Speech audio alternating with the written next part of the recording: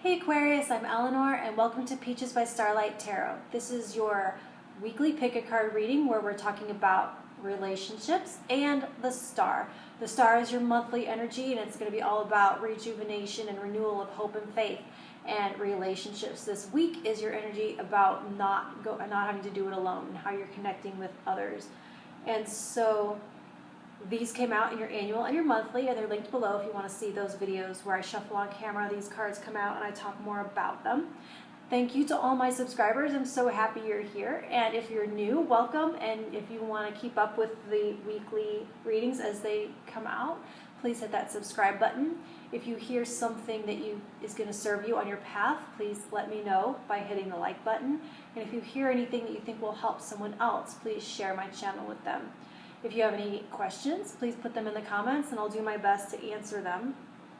I'm using Affirmators in love and relationships, of course, and the Sacred Feminine Tarot. Tarot of Sacred Feminine. I have stack 1, stack 2, stack 3. You can choose one or you can choose more than one, whatever is calling out to you. So stack 1, you have the Knight of Cups, the Six of Pentacles, and Rest.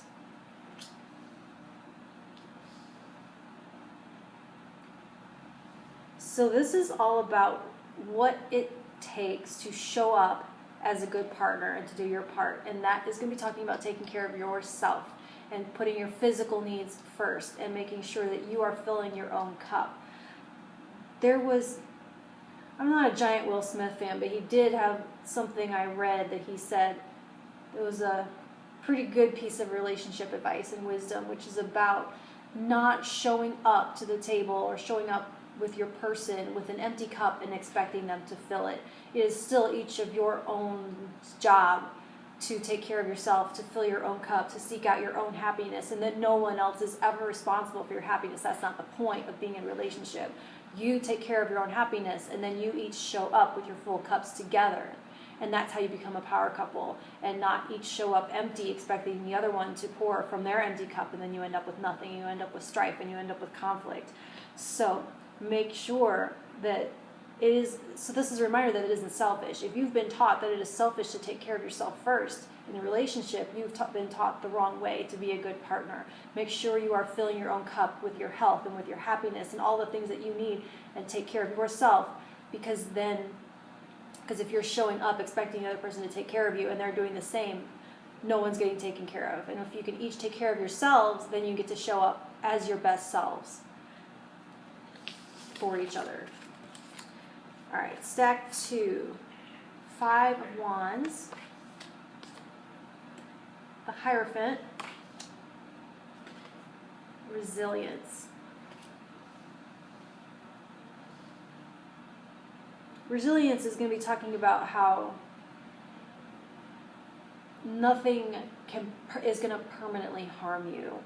That, especially with the Hierophant here, there's confirmation that the love that you share with someone is foundational and solid, and it's almost like, so the Hierophant I sometimes think of as like an institution of learning, and that there will be conflict and there may be some tense moments, and there is going to be places and times where you don't see eye to eye and you will trigger each other. Be sure that a relationship that's lacking in triggering doesn't mean it's perfect and harmonious all the time. It means probably that people aren't speaking up for themselves, they're not communicating, or they're not in touch with their own self. So this is going to be about how none of that has to be deal breaking when you realize that this is a solid commitment, and that if you can stay at the table and see these things through, take responsibility for your actions and choices within that, be accountable and ask for accountability, that there's so much to learn. And so far this can go, so far you can go together, and these things don't have to be deal breakers. They could be learning experiences.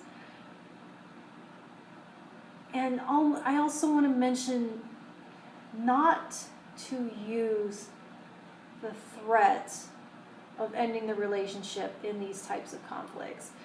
That when that is on the table, when that's a bargaining chip, when that is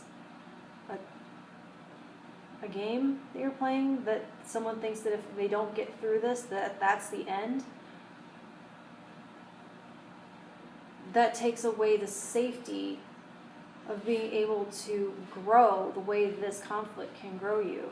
And so how can you, in the safety of the commitment, face this conflict and see it through? All right. Stack 3, Page of Cups,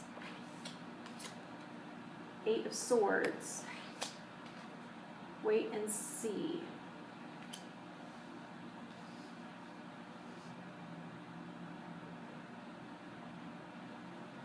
So if you feel like you are stuck in a situation